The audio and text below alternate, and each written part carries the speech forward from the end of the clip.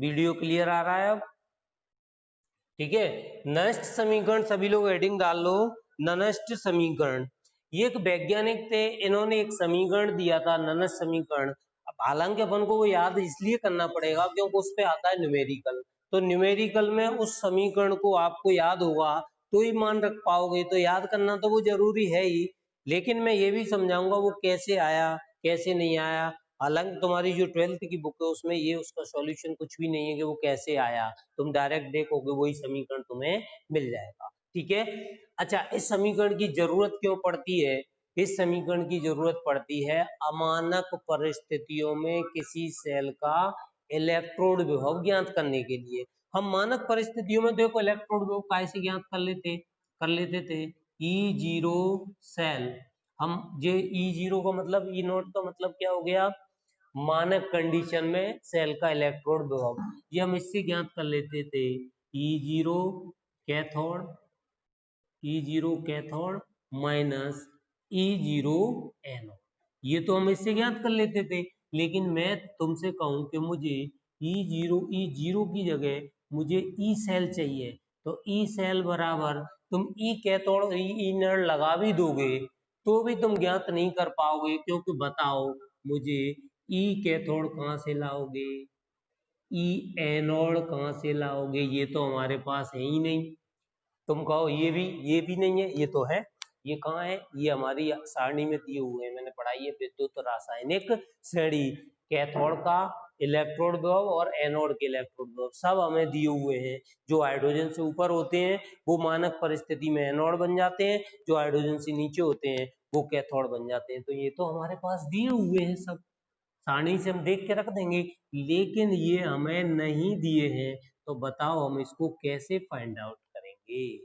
इसके लिए ननस्ट ने एक इक्वेशन दी थी, उस इक्वेशन के थ्रू हम इसका इलेक्ट्रोड विभव ज्ञात कर सकते हैं। और वो इक्वेशन देखो क्या है, मैं बताता हूँ। ई सेल बराबर E0 cell minus RT upon NF ln/Q। ये क्या चीज है? ये इक्वेशन हमें याद भी रखनी पड़ेगी, लेकिन ये आई कहाँ से वो मैं तुम्हें बताऊंगा, और कौन चीज क्या होती है ये सब कुछ मैं तुम्हें अभी डिस्क्राइब कर देता हूं कि कौन क्या है। देखो, इसको हम जानते हैं, ये क्या है, अमानक परिस्थिति में सेल का इलेक्ट्रोड विभव, यानी कि दो इलेक्ट्रोडों के बीच के विभवों का अंतर, जो कि हमारी घड़ी नापती थी, मेजरमेंट करती थी, वो वोल्टमीटर, वो है। ये क्या है, ये मानक परिस्थितियों में, तो ये तो अमानक परिस्थितियों में इलेक्ट्रोड विभव है। अमानक सब लोग लिखेंगे, अमानक परिस्थितियों में, अमानक परिस्थितियों में इलेक्ट्रोड विभव। मैं तुम्हें इसको पूरा ड्राइव करके बताऊंगा, इलेक्ट्रोड विभव ये क्या है, मानक परिस्थिति में, मानक परिस्थितियों में इलेक्ट्रोड विभव। ठीक है, अच्छा, ये क्या है, आर बराबर है गैस स्थिरांक, 11 तुम पढ़े होंगे, इसके 4-5 मान थे, गैस स्थिरांक। ठीक है, मान भी इसके कई होते हैं, 8.314। ठीक है, और टी क्या है, परम ताप 298 केल्विन होता है वैसे मानक परिस्थिति में, परम ताप, तो यदि मानक कंडीशन के लिए बोलो तो 298 केल्विन। और एफ क्या है, फैराडे नियतांक, फैराडे अभी पढ़ा था अपन ने, फैराडे नियतांक, ये कितना होता है, 96,500 कूलम। एन क्या है, एन है कितने इलेक्ट्रॉन त्यागे, किसी इक्वेशन में कितने इलेक्ट्रॉन लिए, यानी कि इलेक्ट्रॉनों की संख्या, नंबर ऑफ इलेक्ट्रॉन की संख्या, त्यागना और ग्रहण करना। ठीक है, इलेक्ट्रॉन की संख्या, ये देख लो सारे मान आपके सामने है। ठीक है, 8.314 किलो जूल प्रति मोल। ये किलो जूल में होता है, हमने किलो जूल में 11 तुम पढ़ा था 8.314 किलो जूल प्रति मोल। ठीक है, अब तुम देखो यदि मैं, अच्छा क्यू, अभी क्यू क्या है, क्यू के बारे में तुमने 11th में ही पढ़ा होगा, मैं अभी बता देता हूं। इसको बोलते हैं इंग्लिश में कॉफिशिएंट। ठीक है, कॉफिशिएंट, कॉफिशिएंट, और ये होता है प्रोडक्ट बटे रिएक्टेंट, यानी कि उत्पाद बटे अभिकारक। ln क्या होता है, ln होता है लॉग बेस ई। कभी भी तुम्हें लॉग बेस ई को कन्वर्ट करना हो किसमें, लॉग बेस 10 में, तो बताओ कितने का मल्टीप्लाई कर देते हो, 2.303 का मल्टीप्लाई कर देते हो। कभी भी ln को या लॉग बेस ई को लॉग बेस 10 में कन्वर्ट करना हो तो 2.303 का मल्टीप्लाई हम कर देते हैं। इतनी सारी चीजें इसकी हमने पढ़ ली है ना। अब देखो जी कैसे आता है, क्या होता है, वो मैं सब अभी तुम्हें बताऊंगा, ध्यान से समझना।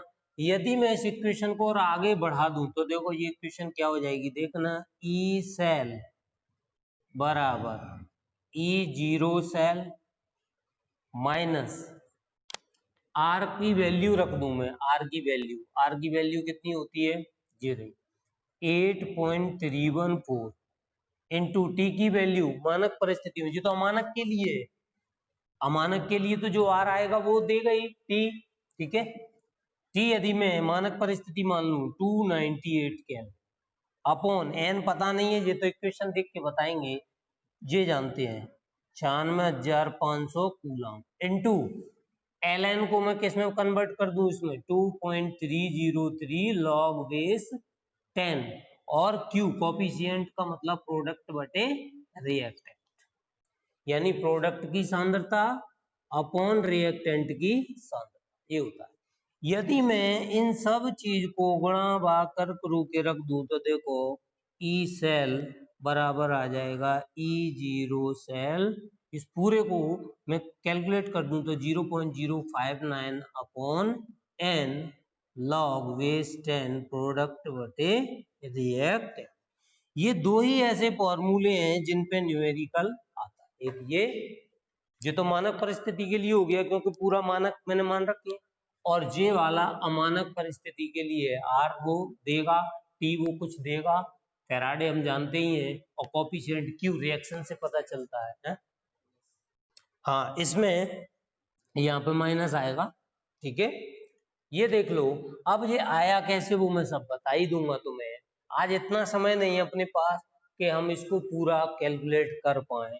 मैंने थोड़ा सा तुम्हें इसके बारे में ज्ञान दिया है कि अमानक परिस्थितियों में किसी सेल का इलेक्ट्रोड विभव ज्ञात करने के लिए हमें ननद समीकरण का उपयोग करना पड़ता है, और ये ननद समीकरण हम क्यों यूज करते हैं ये तो तुम्हें पता चल गया, लेकिन ये हमें क्या बताता है, इलेक्ट्रोड विभव पर धातु आयनों की सांद्रता, धातु आयन मतलब कुछ आयन होंगे यहाँ पे धातु के, उनकी सांद्रता और ताप परिवर्तन प्रभाव को स्पष्ट करता है। ताप परिवर्तन, जैसे 298 की जगह हमने कुछ और ले लिया तो ही सेल बदल जाएगा, ताप से ही सेल का विभव बदल रहा है। बताओ 30 डिग्री पे कुछ और निकालेगा और 50 डिग्री पे सेल का इलेक्ट्रोड विभव कुछ और आएगा, यानी टेम्परेचर पर निर्भर करता है सेल, सेल किसी सेल का इलेक्ट्रोड विभव।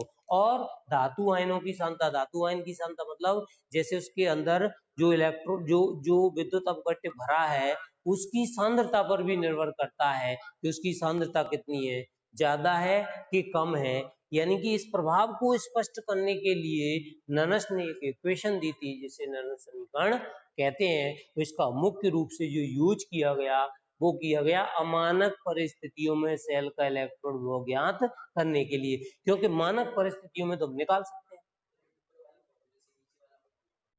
हैं, बना जिससे ही है, लेकिन हमें ई कैथोड ई एनोड नहीं दिए, इसके दिए हैं। मानक परिस्थिति में हमने किससे निकाले थे, ई cathode E anode, SHE standard hydrogen electrode को जोड़ जोड़ के हमने मानक परिस्थितियों में ई कैथोड ई एनोड निकाले थे, जो तुम्हारे पास मैंने व्हाट्सएप पे सारणी भेज रखी है, उसमें बहुत सारे मान दिए हुए हैं। हालांकि ये मान वो देता है क्योंकि ये निकल आते हैं, पर ये मान नहीं निकलते उस सारणी से, क्योंकि उस सारणी में मानक हाइड्रोजन इलेक्ट्रोड काम नहीं करेगा। मानक का मतलब स्टैंडर्ड, और ये स्टैंडर्ड मान नहीं है, ये मान स्टैंडर्ड होते हैं। तो ये तो हम निकाल सकते हैं कभी भी, लेकिन ये हम कभी नहीं निकाल पाएंगे उस श्रेणी की सहायता से। जी E0 का मतलब हो गया मानक कंडीशन वाला, और E0 नहीं लगा है जिसमें वो हो गया अमानक कंडीशन, और अमानक कंडीशन हम किसी इलेक्ट्रोड का इलेक्ट्रोड वो आज तक नहीं निकाल पाए हैं। ये निकाल पाएंगे तो किससे?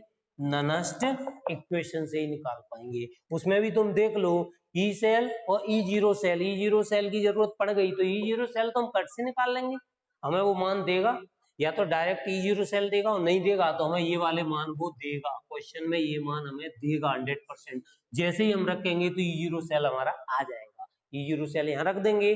R का मान नहीं देगा तो हम जानते हैं 8.314, T का मान देगा, यदि वो अमानक परिस्थिति में निकलवा रहा है तो T का मान देगा, मानक में निकलवाएगा तब तो हम जानते हैं 298 केल्विन होता है T का मान। ठीक है, मैंने रखा होगा कहीं पे, जरा 298 रखा होगा। ठीक है, यदि वो 298 में नहीं निकलवा रहा, वो तो 400 पे निकलवाएगा, तो हम यहाँ 400 रखेंगे।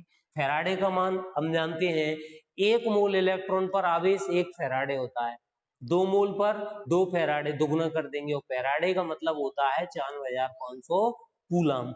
यदि 1 मोल इलेक्ट्रॉन, जैसे मैं तुमसे कहूं मुझे इस इक्वेशन में जरा ननद समीकरण लगा के बताना, अभी मैं ननद समीकरण निकलवाऊंगा अभी, लेकिन इनको लगा के देखो, चेक करो तुम लगाना जानते हो कि नहीं। देखो मैंने एक इक्वेशन दे दी, Zn ये सॉलिड है, Cu2+, ये हमने पढ़ी है डेनियल सेल में, ये इक्वेशन पढ़ी है, कभी कभी ओटी में भी आ जाती है, कैसे आती है वो मैं बताऊंगा। Zn2+ प्लस Cu, ये सॉलिड है। ठीक है, अब मैं कहूं कि इसमें ननद समीकरण लगा के बताओ, 1 नंबर में आ जाता है इसमें ननद समीकरण, तो पहले ननद समीकरण पता तो ये रहा ननद समीकरण, या फिर ये रहा ननद समीकरण, कोई सा भी लगा दो, ये लगा के देखो क्या आएगा। ई सेल बराबर E0 सेल माइनस 0.059, वैसे तुम्हें 99% ये इक्वेशन लगानी है, ये वाली लगानी भी नहीं। ठीक है, अपॉन n। अब बताओ मुझे यहाँ n कितना है, कितने मोल इलेक्ट्रॉन यहाँ पर निकल रहे हैं? 2 इलेक्ट्रॉन निकल रहे हैं, इसका मतलब n का कितना मान हो गया? 2। ठीक है, n का ही मान रखना था, बाकी तो पूरी कैलकुलेट करके आई गया मान। और फिर आता है log base 10। कोफिशिएंट का मतलब क्या होता है? प्रोडक्ट बटे रिएक्टेंट। इसमें प्रोडक्ट क्या है? ये रहा प्रोडक्ट, ये है, तो प्रोडक्ट की सांद्रता देखना, Zn2+ की सांद्रता इंटू Cu सॉलिड की सांद्रता अपॉन Zn सॉलिड की सांद्रता और Cu2+, ये एक्वस होते हैं, जो आयन होते हैं वो एक्वस होते हैं, जली विलयन में एक्वस बोलते हैं। हमेशा ठोस की सांद्रता हमेशा बताओ कितनी मानते हैं? इकाई, ये हमने 11th में भी पढ़ा था, कोई भी ठोस हो उसकी सांद्रता इकाई होती है, वो कोई बदलेगी क्या?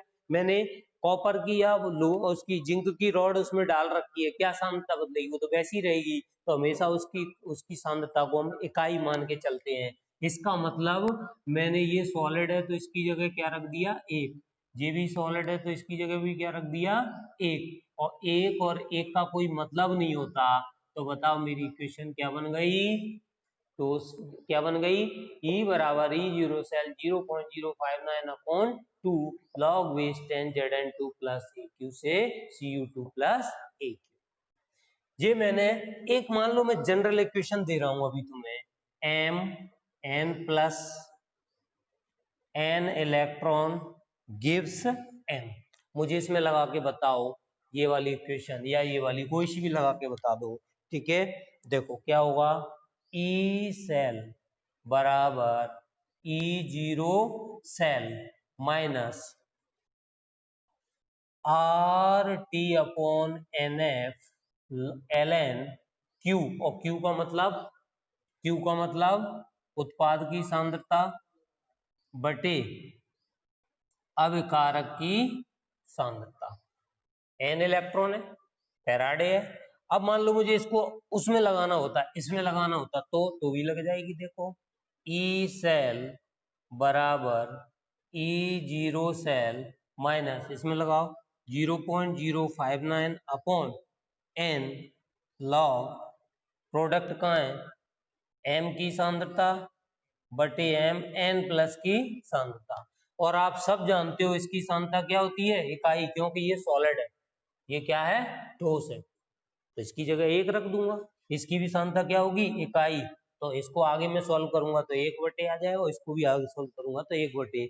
इसके मान वो देगा पेपर में, ये मान वो देगा, माने किसी धातु की सांद्रता तो वो देगा इतनी है, और एन का मान हमें उससे पता चल जाएगा जो वो रिएक्शन देगा, रिएक्शन से ही पता चल जाएगा रिएक्शन में कितने मोल इलेक्ट्रॉन है। ठीक, बस और तुम्हें रखनी क्या है, केवल लॉग की वैल्यू फाइंड करनी है। ई जीरो सेल कहां से आएगा, ये रहा फॉर्मूला, ई कैथोड माइनस ई एनोड, और ई कैथोड और एनोड वो तुम्हें देगा, ऐसा एक क्वेश्चन मैंने कराया है, वो तुम्हें देगा। ठीक है, तो हम क्या निकाल लेंगे, किसी सेल का इलेक्ट्रोड विभव। तो इस इक्वेशन को वैसे तो अपन को याद ही रखनी है क्योंकि फॉर्मूले पे है। दूसरी बात, यदि ये आई कैसे ये तुम्हें समझना है तो इसमें थोड़ी सी लगेगी फिजिक्स। फिजिक्स का एक टॉपिक है थर्मोडायनेमिक्स, ज्यादा अंदर घुसने की जरूरत नहीं है, मैं तुम्हें एक फॉर्मूला बताऊंगा थर्मोडायनेमिक्स का, उस फॉर्मूले से ये क्वेश्चन आ जाती है, सिंपल है। पर अभी इतना टाइम नहीं था कि मैं उसको ड्राइव करा पाता, बड़ी है तो वो कल मैं पूरा ड्राइव कराऊंगा। आज तुम्हारे लिए सिर्फ समझना था, कुछ खास उतारना नहीं है, कुछ फेयर नहीं बनानी है।